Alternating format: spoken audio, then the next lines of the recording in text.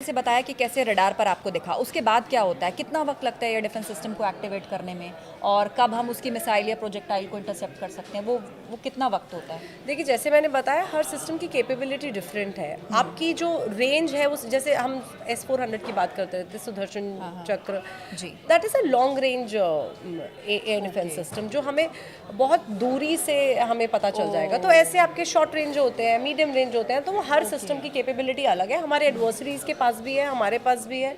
तो ऑब्वियसली तो अपने आप को जानने से पहले हमें अपनी एडवर्सरीज को भी जानने की ज़रूरत होती है कि उनकी कैपेबिलिटीज़ क्या है। बिल्कुल। अब जैसे उनकी फतेह 2 या फतेह 1 आई थी, जो हरियाणा के सिरसा में गिरी हुई हमें मिली। हाँ जी। तो उसके बारे में बताइए कि उसको कितनी दूर से सेंस आउट कर लिया गया होगा, कैसे उसको गिराया गया होगा? देखिए, ये तो मैं बताने में असमर्थ हूँ अभी, बट ये है कि उनकी वो जो फतेह थी, it was a ballistic missile, जितना मैं जानती हूँ कि वो एक पैराबोलिक पाथ फॉलो करके आती है, वो है।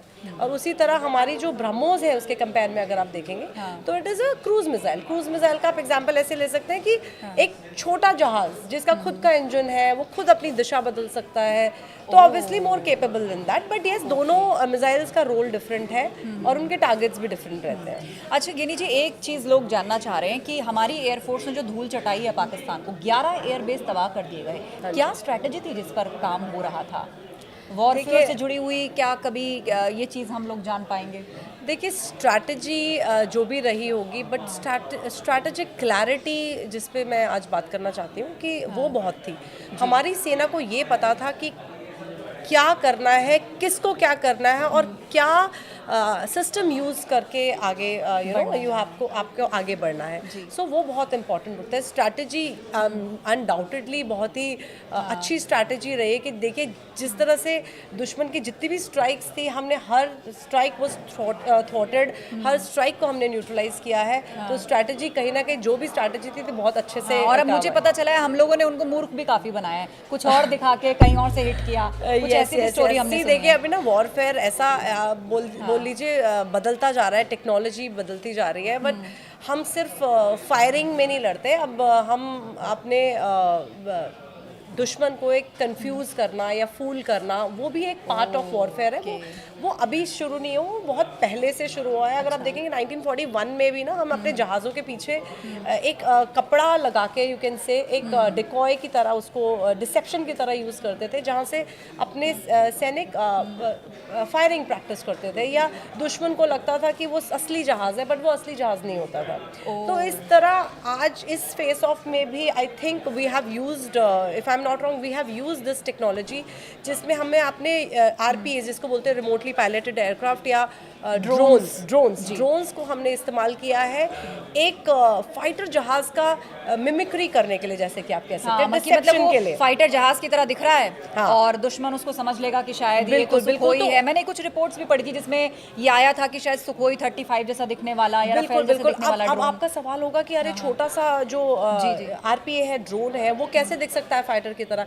देखिए, रडार पे, जैसे मैंने बताया था, रडार पे जो मेरे पास इमेज आती है, वो किस बेसिस पे आती है? एक जहाज के इलेक्ट्रॉनिक सिग्नेचर, तो उसको उसी तरह से बनाया गया कि वो वही इलेक्ट्रॉनिक सिग्नेचर एमिट कर रहा है जो एक फाइटर जहाज करता है। उसके अलावा उसकी कंपैरेबल स्पीड, जो फाइटर की एक कंपैरेबल स्पीड होगी, उस कंपैरेबल स्पीड पे उसे उड़ाया जाता है।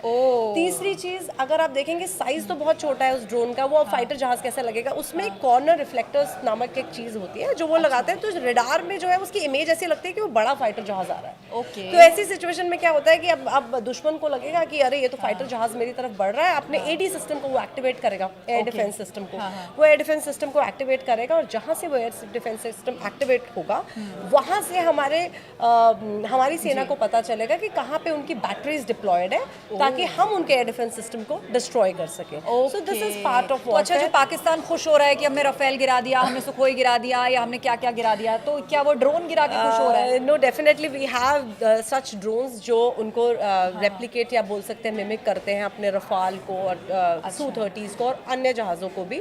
तो जिस तरह से वही, आई एम श्योर वही गिरे होंगे, आई एम नॉट श्योर जो भी है। तो but yes, this is one fleet, जो गोस्ट फ्लीट जिसको बोल सकते हैं। I was 2 days back, I was reading an article, and it stated it is Indian air force ghost fleet.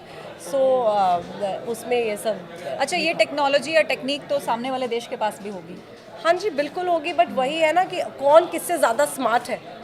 सो अगर हम वो टेक्निक यूज़ कर रहे हैं तो I am sure we are prepared कि अपनी एडवर्सरीज भी वो यूज़ कर सकते हैं, तो हम उसी अकॉर्डिंगली प्रिपेयर रहते हैं।